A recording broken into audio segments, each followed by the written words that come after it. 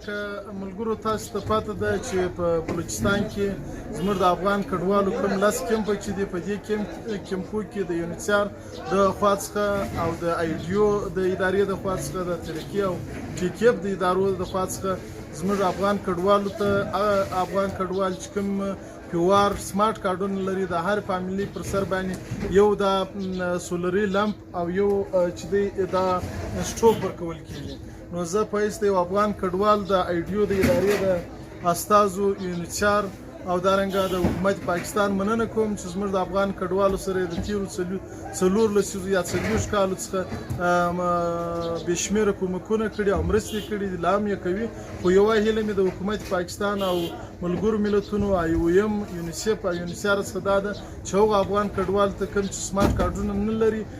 ECC کارډونه لري هغو ته هم باید دغسې امتیازات ورکړل شي لکه کوم چې پیوار کارډو والو ته ورکول کیږي. بیا هم زه د ایډیو د ادارې د کارکوونکو او یونیسار او حکومت پاکستان مننه کوم.